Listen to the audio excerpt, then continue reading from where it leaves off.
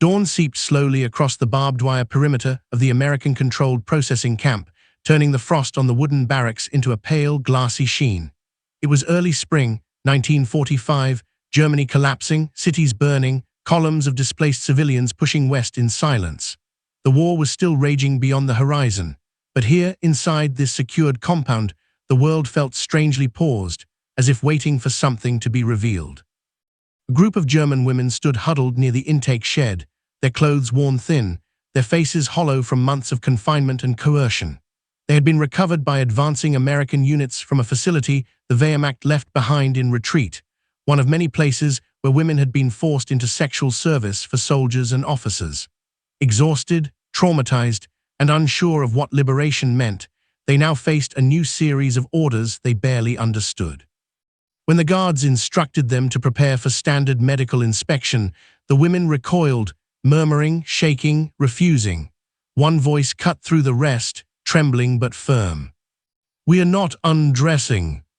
And in that moment, everything inside the camp shifted, because what the American guards did next was nothing like what the women expected. The story behind that moment begins long before sunrise touched the compound's fences. By the beginning of 1945, the last phase of the European war had become a vast, disordered collapse. The Third Reich, once stretching from the French Atlantic to the gates of Moscow, was shrinking by the week. Soviet forces pressed from the east in massive, relentless fronts.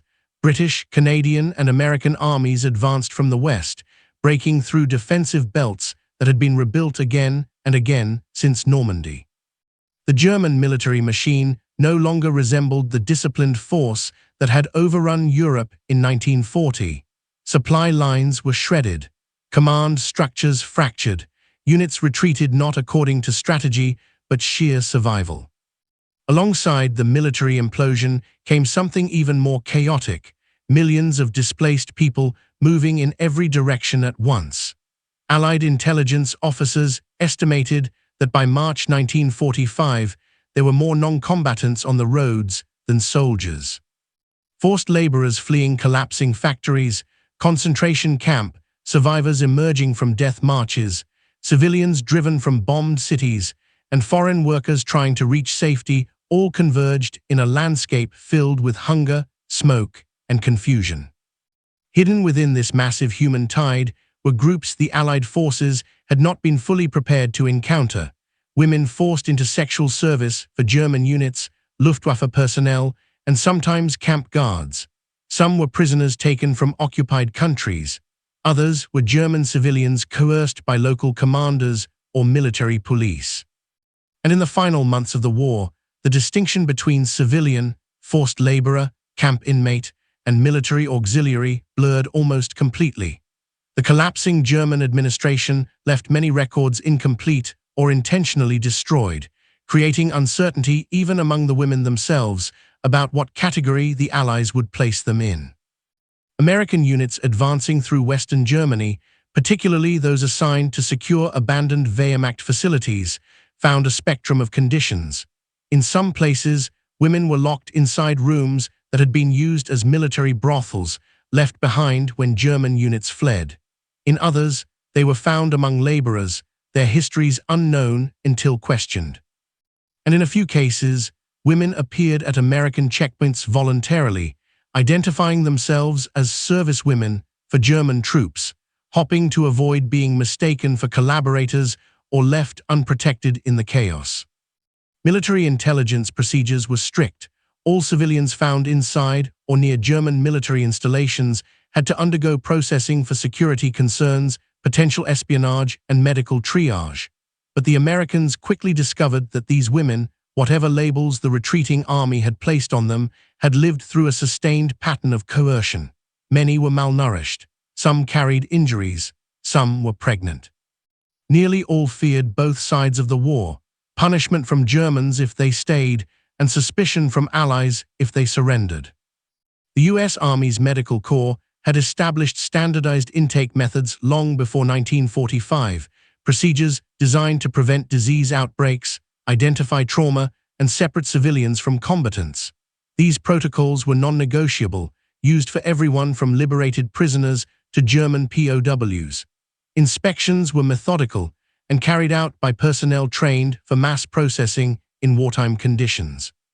But when American units reached a small camp near the edge of a retreating German defense sector, where our story unfolds, the situation proved more delicate than typical. The women brought in were visibly terrified, not just of being interrogated, but of being forced again into the same humiliations they had endured under German control. To them, the words medical inspection carried the memory of what had been done to them by the system they had lived under. For the Americans, the term meant something entirely different, a regulated process performed to protect liberated populations and ensure humanitarian standards. These two meanings collided the moment the guards instructed the women to prepare. The Americans expected compliance based on months of routine processing. The women expected violation based on months of abuse. Neither side understood the other's fear or intention, not yet. And because of that misunderstanding, the confrontation that followed would reveal something unexpected. The American response, shaped not by coercion, but by military ethics and wartime humanitarian protocol.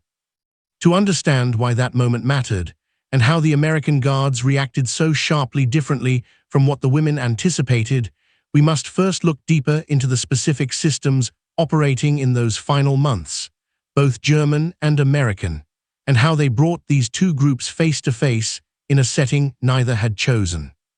The facility where the women were found had once been part of a larger Wehrmacht logistics network positioned along a secondary supply corridor in Western Germany. It was not a camp in the sense of the large, formal systems that defined Nazi occupation, but rather a repurposed cluster of barracks, storage sheds, and guard posts designed to support retreating units. By early 1945, German command had been steadily converting such sites into multipurpose outposts, temporary medical points, ammunition depots, field headquarters, and in darker, less documented cases, locations where forced laborers and coerced women were kept under guard. As German forces retreated, discipline grew erratic. Some officers abandoned their posts. Others tried to maintain control in areas where command structures had collapsed. Civilians were pressed into service, while women from surrounding towns and captured territories were forced into roles they neither chose nor understood. What emerged in places like this outpost was not a preconceived system, but a desperate improvisation shaped by scarcity, breakdown, and fear. American intelligence officers entering these sites often found remnants of hurried evacuations, half-burned documents, broken equipment, discarded Wehrmacht uniforms, and in some cases, lists of names with little explanation of who the individuals were. The Americans encountered these spaces without context, relying on field interpreters, medical personnel, and surviving civilians to piece together what had occurred. One detail was consistent across many liberated zones. Women found inside or adjacent to military facilities were classified as civilian detainees until the army could determine their status. This was not punitive, it was a bureaucratic necessity. In a collapsing war zone, any civilian connected to a military installation could, in theory, carry intelligence, be part of auxiliary services, or require immediate medical attention. The U.S. Army's responsibility was to process them safely, separating victims from potential collaborators and providing aid where needed. Medical inspection was central to this process. The U.S. Army Medical Corps had spent years refining protocols for mass screenings. These procedures were mandatory for all liberated individuals, men, women, and children, not only to identify wounds or illnesses, but to prevent outbreaks of typhus, dysentery, tuberculosis, and other diseases rampant in overcrowded German facilities. But for the women found at this particular location, these protocols triggered memories of German-controlled examinations, which were often degrading, coercive, and tied directly to systems of abuse. Under Wehrmacht or SS personnel, inspections rarely served medical purposes, they reinforced domination. The women learned quickly that refusal meant punishment, compliance meant survival, and humiliation was routine.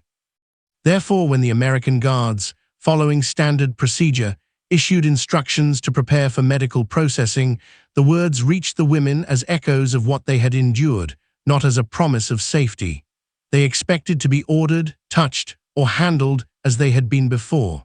They expected the cycle to repeat itself under a different uniform. This fear was compounded by language barriers. Many of the women did not understand English. Some spoke only regional German dialects. Others were foreign laborers who understood neither German nor English clearly. The commands, delivered efficiently and without emotional inflection by American guards accustomed to managing hundreds of displaced persons daily, sounded cold, abrupt, and threatening to ears conditioned by trauma. From the guards' perspective, they were enforcing routine wartime health protocols. From the women's perspective, they were being thrust back into a nightmare. Within minutes, panic spread through the group. Whispered refusals turned into trembling protests. Shoulders stiffened. Some women backed away from the entrance of the inspection hut. Others folded their arms tightly across their chests. And then one voice, cracked from cold and exhaustion, rose above the rest. "Wir sehen uns nicht aus." "We are not undressing." For the guards, this sudden resistance was unexpected. In most liberated zones, civilians complied readily, relieved that Allied medical teams were there to help. But here, the reaction was different, intense, unified, driven by fear rather than defiance. The Americans faced an immediate dilemma. They could not carry out processing without cooperation. They could not simply force compliance. Doing so would violate standing orders and humanitarian principles, and they could not ignore the panic spreading through the group. This moment, this intersection of protocol and trauma, would propel the Americans into action, setting the stage for what became an extraordinary departure from the harshness of war. To understand the full weight of that moment and why both sides reacted as they did, we must examine the situation from multiple angles: human, tactical, moral, and institutional. Fear seldom disappears at the moment of rescue. For many women found inside German military outposts in 1945, liberation arrived not as a clean break, but as a collision between past trauma and present uncertainty. These women had survived months, sometimes years, under systems where their bodies were controlled, inspected, and used as instruments of morale and reward for soldiers. They had been conditioned to anticipate harm the moment authority raised its voice or commanded them to move. By the time American forces reached them, fear had become a reflex, not a decision. Inside the camp where this incident unfolded, that fear was visible long before the confrontation. The women's posture, their silence, their tendency to cluster tightly in groups, all were signs noted by American medical officers as indicators of psychological shock and prolonged coercion. But such signs were also common throughout liberated Europe, where millions had endured brutalization in one form or another. To the untrained eye, these women appeared simply exhausted, like the countless others processed daily. What the guards could not immediately see was the invisible imprint of the German system: inspections used to assert dominance, examinations performed without consent, and punishment for hesitation. When they heard the American instructions, delivered in a tone the army used to maintain order, their bodies reacted faster than their reasoning. Trauma doesn't wait for translation, it speaks instantly. The protest that followed was not rebellion. It was survival instinct resurfacing at the first resemblance of past abuse. And for the Americans, it required a rapid shift from enforcing procedure to recognizing suffering. This human angle is essential because it explains why a simple command triggered a collective panic, and why the American response would soon become something the women had not experienced in a very long time: restraint. While frontline soldiers fought through German defenses, a parallel responsibility fell upon rear area units: the humane administration of liberated civilians and detained enemy personnel. The U.S. Army, by early 1945, operated under a strict code shaped by military law, international agreements, and internal directives emphasizing the protection of vulnerable groups. These policies were reinforced by the horrors discovered in camps like Auschwitz, Ohrdruf, and Mauthausen, where American troops confronted the consequences of systemic cruelty. Out of necessity, discipline in humanitarian operations was rigid. Medical examinations, decontamination protocols, and security screenings were mandatory not to assert power, but to prevent epidemics and ensure safe classification. Yet American leadership consistently emphasized one principle: force must not be used against liberated civilians unless absolutely required for safety. When the women refused to comply with inspection procedures, the guards found themselves suspended between two obligations. They were responsible for maintaining order, but they were equally responsible for preventing psychological or physical harm. Any act that resembled coercion could violate regulations and set a precedent directly counter to the Army's humanitarian mission. Field manuals instructed personnel that those recovering from enemy exploitation must be met with patience, reassurance, and clarity. However, this guidance had been written for ideal conditions: calm processing centers, interpreters on hand, orderly lines. In reality, the guards at this small outpost had neither the infrastructure nor the linguistic tools to soothe a group of terrified women who associated any authority figure with danger. This ethical tension shaped what came next. Instead of escalating the confrontation, the Americans had to pause, reassess, and adapt, something rare in the chaos of wartime operations. Their next actions would show how discipline, when guided by ethics, could transform a fraught moment into one of unexpected humanity. The third angle lies in the space between two systems that were never meant to meet. On one side stood U.S. Army procedure, efficient, standardized, emotion-neutral. On the other side stood a group of women conditioned by coercion, where compliance was linked directly to survival and refusal was punished without hesitation. From the guards' perspective, the inspection hut was simply part of a routine, one they had performed hundreds of times. To them, this was order, structure, and duty. To the women, the hut resembled the beginning of another violation. This collision explains the intensity of the moment. Neither side intended conflict. Both were shaped by the systems they had lived under. The Americans carried the expectation of compliance inherent in military environments. The women carried the expectation of abuse inherent in the life they had just escaped.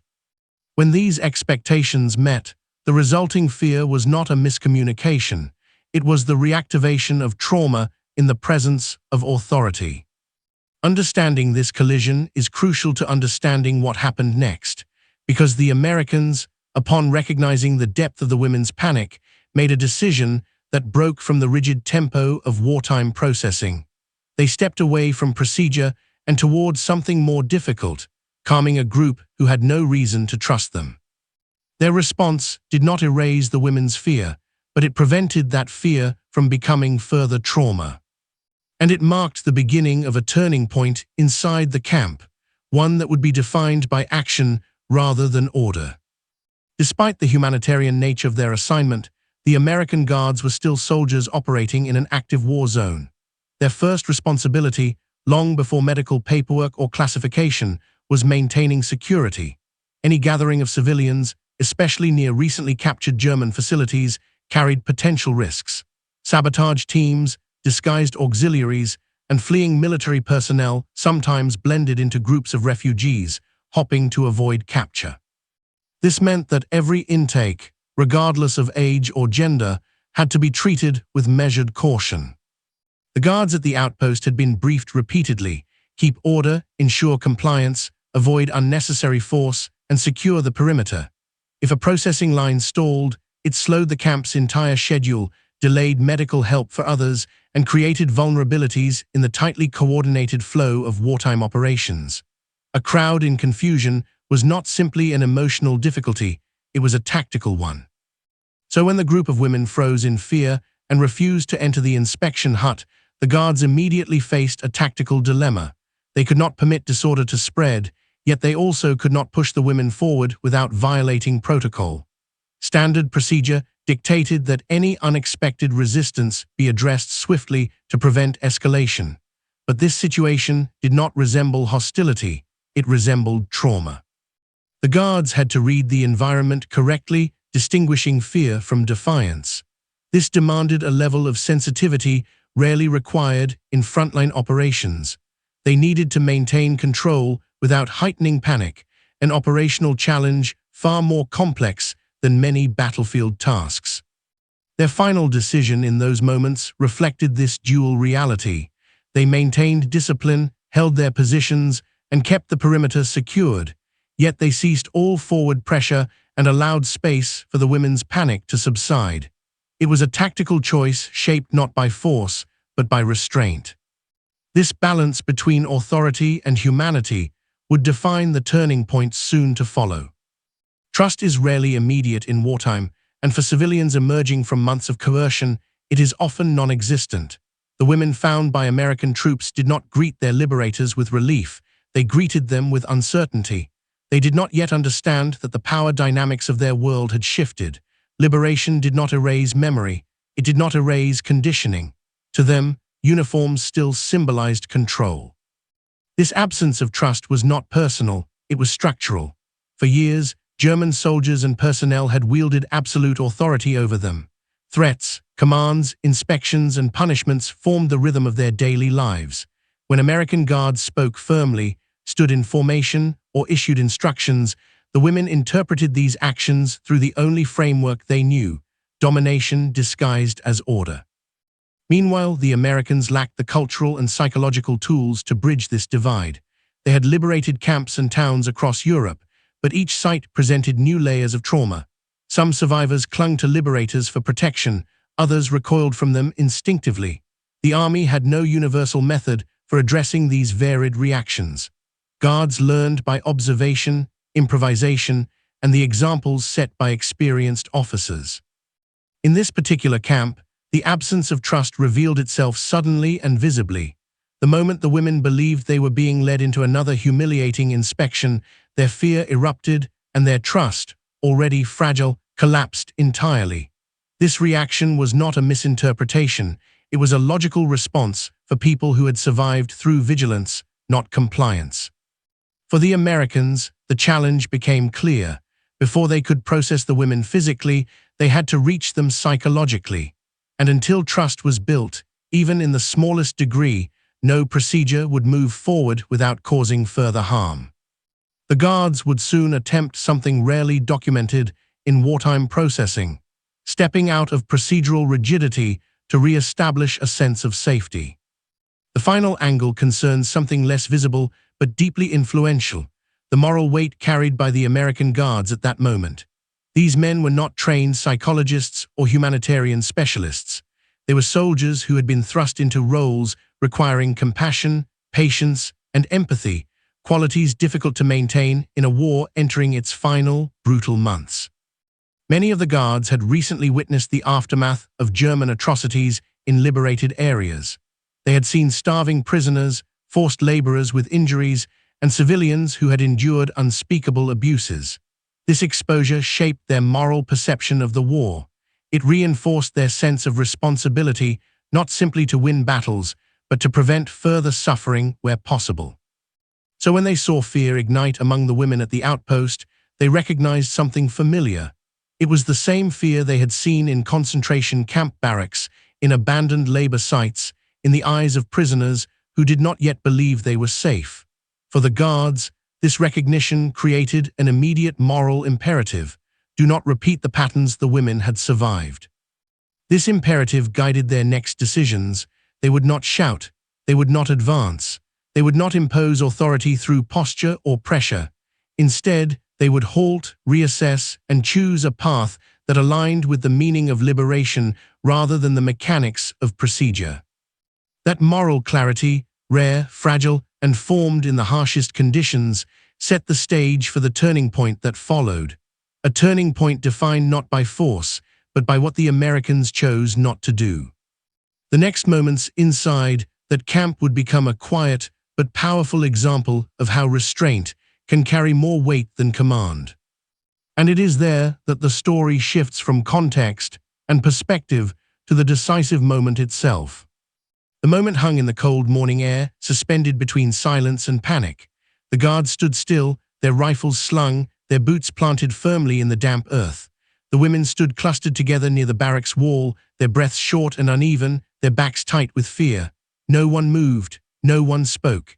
The tension was not loud, but it was heavy, an invisible pressure layered across the small compound. Sergeant Lewis, the senior enlisted man on duty, recognized the problem before anyone else articulated it. He had processed thousands of civilians in the past months. He knew what confusion looked like, what hesitation looked like, what exhaustion looked like. This was none of those. This was fear born of memory. He lifted his hand in a quiet signal, and the guards stepped back.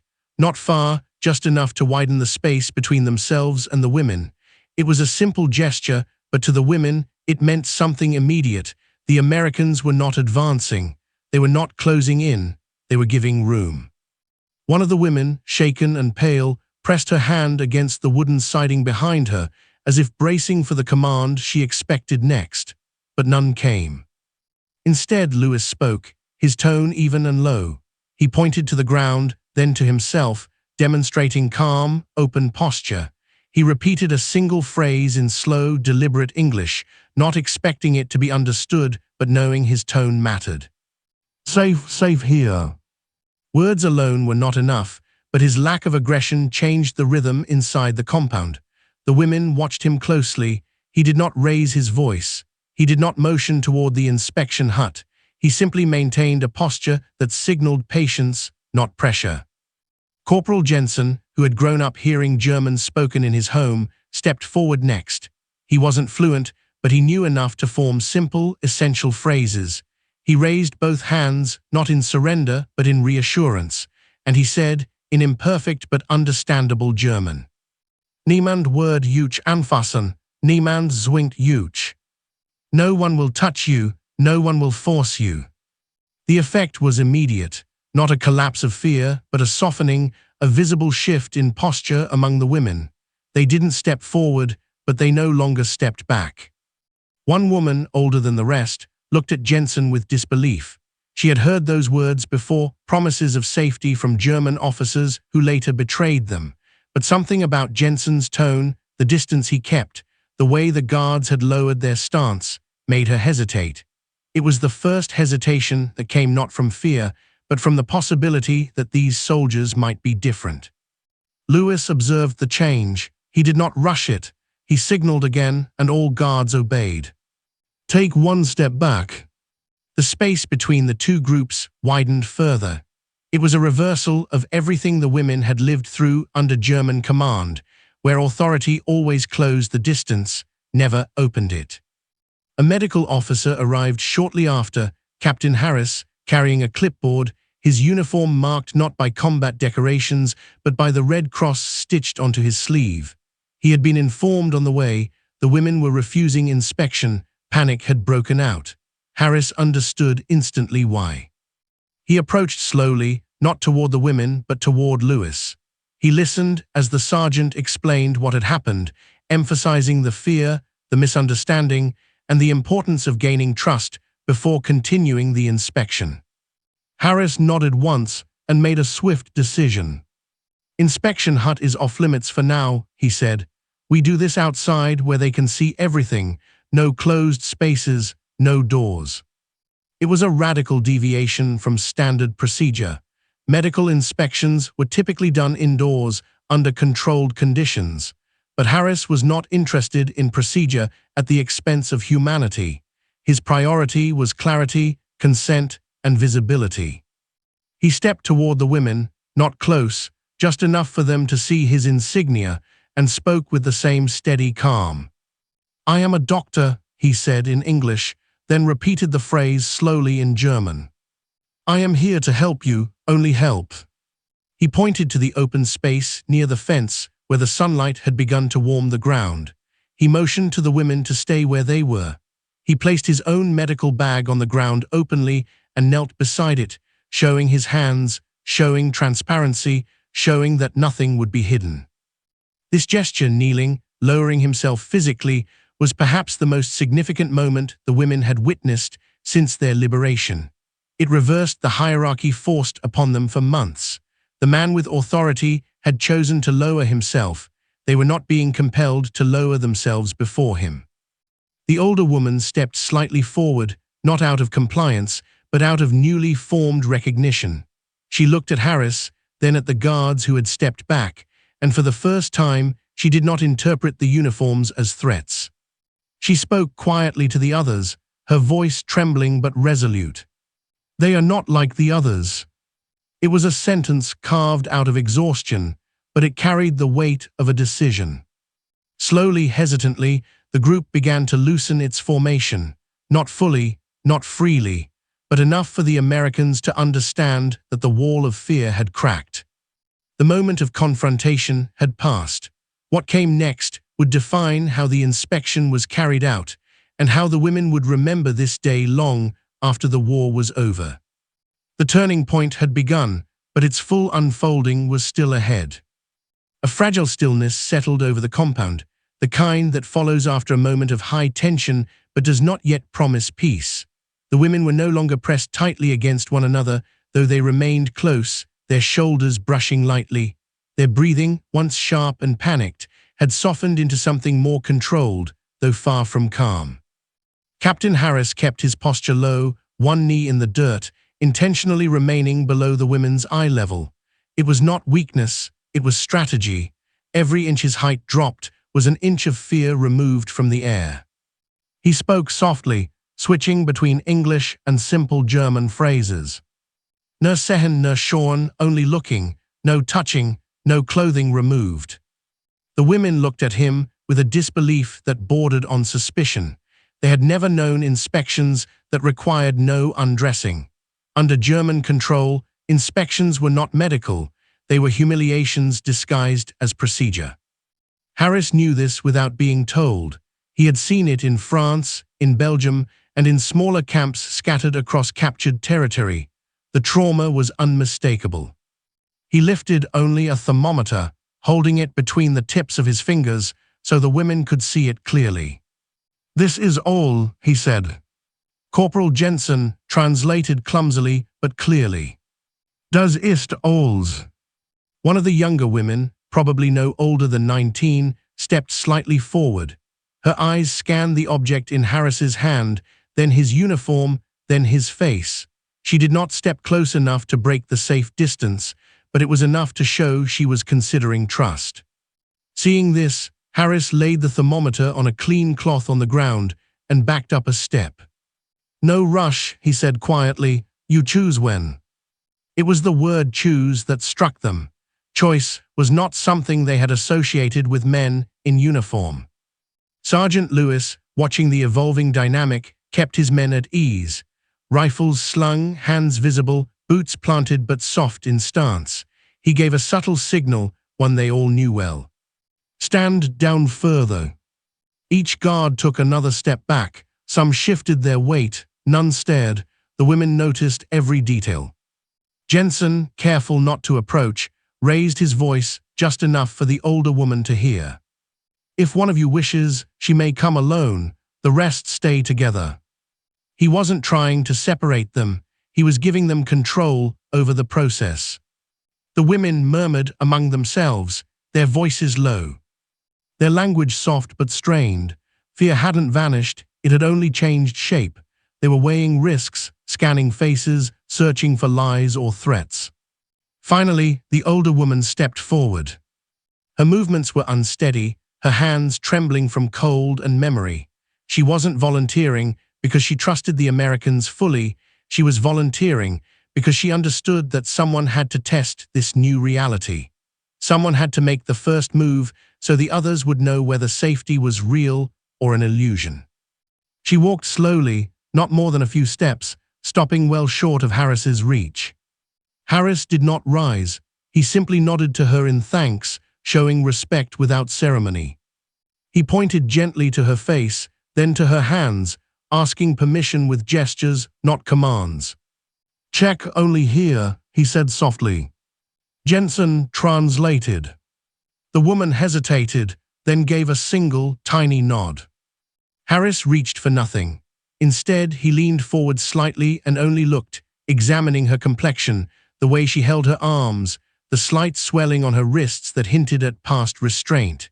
He observed without touching, confirming for her and for the watching women that his promise was real. He took notes on his clipboard. Malnourished, he murmured. Dehydrated. Bruising, old. Then, before anything else, he lifted his canteen and placed it on the ground between them, sliding it forward with 2 fingers.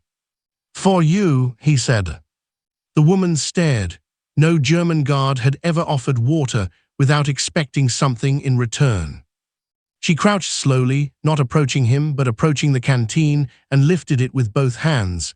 She took a small sip, then another, then closed the lid with care. When she looked up, her expression had changed. The cautious terror remained, but something else had joined it, recognition. She stood again, turned to the others, and gave a single nod. The relief among the remaining women was subtle but unmistakable. Their shoulders dropped by a fraction, a few exhaled shakily. They did not smile, they were not ready for that, but they were ready to take the next step. Harris stood now, but slowly, deliberately, allowing them to watch each motion. Next, he said gently. 2 women stepped forward this time. No command, no force, they chose. The guards maintained their distance. The sun climbed slightly higher, warming the frost-kissed ground. The air still carried the weight of fear, but it was no longer suffocating. What happened next would deepen their trust, or shatter it completely. And the Americans knew they had exactly 1 chance to get it right. The tension dissolved slowly, like fog lifting from the morning fields. The women had allowed the medical inspection to proceed, but more importantly, they had regained a small measure of control. Each step forward had been theirs to take, not dictated by orders or fear. The guards and medical officers had observed, adjusted, and refrained from coercion, a rare practice in the chaos of war zones. It was an unspoken victory, measured not in territory gained, but in trust earned. For the women, the impact was immediate. Physical assessments revealed signs of malnutrition, untreated injuries, and psychological trauma, but the act of being seen, acknowledged, and protected marked a turning point. The oldest among them whispered to the others, "They will not hurt us, they will not hurt us." That repetition became a mantra, a fragile bridge between captivity and liberation. Allied field medics recorded vitals, noted bruising and scars, and catalogued each individual's medical needs. They applied bandages, offered clean water, and provided nourishment for the first time in weeks, if not months. This care was deliberate, systematic, and most crucially voluntary. The women could refuse, walk away, or pause at any moment, and many chose to stay. Beyond the immediate human relief, the event held broader operational consequences. American officers documented the incident carefully. Reports emphasized the necessity of patience, communication, and ethical restraint when processing liberated civilians, lessons that would be incorporated into training manuals for handling displaced populations across Europe. The encounter underscored how trauma-informed procedures could prevent secondary harm, even in situations governed by strict military regulations. On a psychological level, the guards themselves were affected. Many had witnessed atrocities in other liberated areas, horrors that had left them numb, wary, or morally exhausted. Here, restraint, patience, and ethical application of authority had tangible results. They saw a measurable shift, fear transformed into cautious cooperation, panic replaced by tentative trust. It was a moment that reminded soldiers of the human stakes behind abstract policies and procedures. Military manuals could outline protocols, but only lived experience could teach the nuance of empathy in the field. These reports, preserved in U.S. Army archives, later became reference points for historians examining the role of ethics in liberation operations. Analysts highlighted the contrast between rigid procedural enforcement and adaptive, morally guided action. The choice to prioritize consent over speed, observation over compulsion, marked a notable departure from standard wartime processing norms. It demonstrated that even amid logistical pressures, human dignity could, and should, guide decisions. By late morning, the women were escorted to a secure area within the compound, where medical tents and provisional accommodations had been established. Each step was voluntary, no orders were shouted, no authority pressed. For the first time in their recent lives, They were not compelled, they were participants in their own survival. The broader camp began to function more smoothly as well. Observing the gradual, voluntary cooperation, the guards realized that patience and transparency reduced risks far more effectively than force. This realization spread through the unit informally, influencing subsequent processing operations in nearby liberated facilities. Soldiers began to understand that power was not solely in commands or weapons, but in the careful, ethical exercise of discretion. As the afternoon light softened, the first reports were radioed to higher command, group processed without incident, cooperation achieved through non-coercion, medical care initiated, recommendations for revised protocol attached. These lines, sterile and bureaucratic, concealed the full human weight of the day. They hinted at achievement, but only those present could measure its significance, a moment where fear had been confronted not with domination, but with deliberate restraint and humanity. The seeds of recovery had been planted. The women had begun to reclaim agency over their bodies and decisions. The guards had reaffirmed the importance of ethics under pressure. And the camp itself had transformed from a space of fear to one of cautious safety. The second part of the aftermath will examine longer-term consequences, how this encounter influenced policy, shaped subsequent operations, and resonated across military, legal, and historical frameworks. In the days following the initial processing, the consequences of that morning's restraint became evident across multiple layers of military and humanitarian operations. The women were moved to larger, supervised facilities where medical care, nutrition, and psychological support were administered systematically. Field medics documented improvements, stabilized weight, reduced dehydration, and fewer stress-induced injuries. Perhaps more importantly, the women's behavior changed. They began to speak cautiously with nurses and translators, ask questions, and indicate their needs. Voluntary participation became a small but vital measure of recovery. Reports filed by the American Guards emphasized the importance of voluntary compliance in processing displaced populations. Recommendations were circulated through Army intelligence and administration units. Patience, visible transparency, and psychological safety could prevent secondary trauma and, in some cases, accelerate rehabilitation. These lessons informed the handling of other liberated groups throughout Western Germany, particularly women and children who had been subjected to forced labor or sexual exploitation. The encounter also influenced legal and procedural developments. As Allied forces prepared for post-war tribunals and administrative accountability, they documented not only violations by German personnel, but also examples of ethical intervention by Allied troops. The records from this camp were cited as an early instance of applying moral judgment under the pressures of occupation, demonstrating that liberation could be conducted without replicating the abuses of the defeated. For some historians, these moments represent a microcosm of the broader challenge facing the Allies, balancing military efficiency with emerging human rights obligations. Within the camp itself, the psychological shift was palpable. Soldiers noted that fear had been replaced by cautious trust, and that trust enabled smoother logistical operations.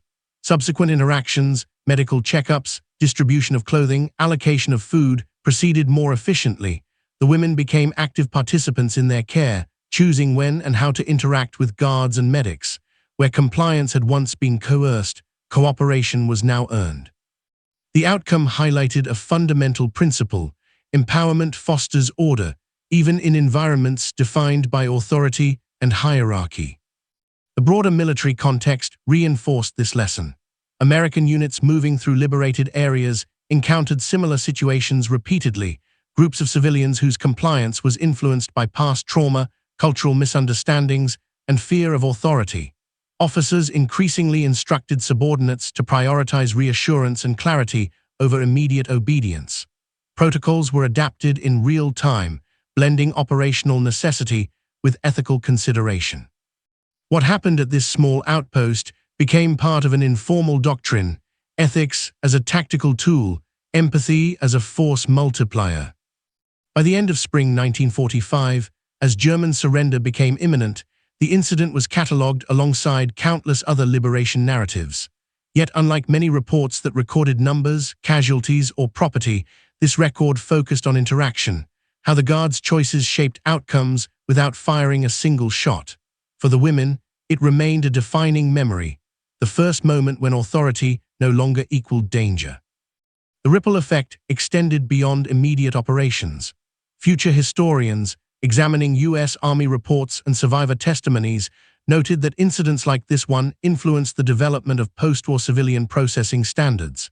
Guidelines for handling displaced persons, refugees, and survivors of exploitation increasingly emphasized consent, transparency, and voluntary engagement, principles now enshrined in international humanitarian law. In many ways, this moment foreshadowed modern approaches to trauma-informed care in post-conflict settings. Yet the aftermath also carried sobering truths. The women's experiences were not erased by a single day of careful handling. Psychological scars persisted, physical recovery took months, and the wider world remained unstable. The victory was partial, fragile, and contingent, a reminder that liberation, no matter how well executed, was only the first step in a long process of restitution, healing, and historical reckoning. By the time the American units moved on to other sectors, the camp had become a temporary sanctuary, a place where order coexisted with humanity, where authority had learned to listen rather than command. And in that quiet achievement lay the bridge to reflection, a space to consider what these events revealed about warfare, morality, and human resilience. The story now moves toward reflection, exploring the broader meaning of these moments and the lessons they left behind for history, humanity, and the conduct of war. In the quiet aftermath of that morning, as sunlight filtered through frost-tinged fences and the camp settled into an uneasy peace, a subtle truth became evident. Liberation is not defined solely by the withdrawal of oppressors, but by the choices of those who step into the void. The American guards had faced a situation that could have been dictated by procedure alone, yet they chose restraint over authority, patience over command, and empathy over expedience. In doing so, they transformed fear into cautious trust, trauma into tentative agency. History often records battles in terms of territory taken or enemy forces defeated. But here, the victory was measured differently, in human response, in trust reclaimed, in the quiet acts of care that left an imprint far beyond the immediate camp. The women had survived under systems designed to strip autonomy, and in the act of voluntary compliance, they rediscovered control over their own bodies, their choices, and their futures. That small reclaiming of agency, witnessed and respected, became the defining moment of liberation for them. For the guards and medical officers, the episode was a reminder that the power of a soldier extends beyond rifles and ranks. True strength lies in the disciplined application of ethics, the willingness to observe before acting, and the courage to recognize humanity in those most broken by war. These lessons, though quietly recorded in reports and diaries, would echo through military procedure, influencing how displaced populations were treated across Europe and informing the foundations of modern humanitarian law. This event also reflects a broader historical lesson. War shapes people not only through violence, but through choices made in its wake. Decisions taken in moments of fear and uncertainty, whether to coerce or to console, to push or to pause, leave marks that endure. In this camp, on a cold spring morning of 1945, those marks were etched into both the lives of the women and the conscience of the soldiers. They stand today as testimony to a principle often lost amid the chaos of conflict, that dignity can survive even in the shadow of oppression when authority is exercised with restraint and respect. And as the sun rose higher over the frost-washed compound, it illuminated not only the tents and fences, but the possibility of a different war, a war in which humanity, even amid destruction, could prevail.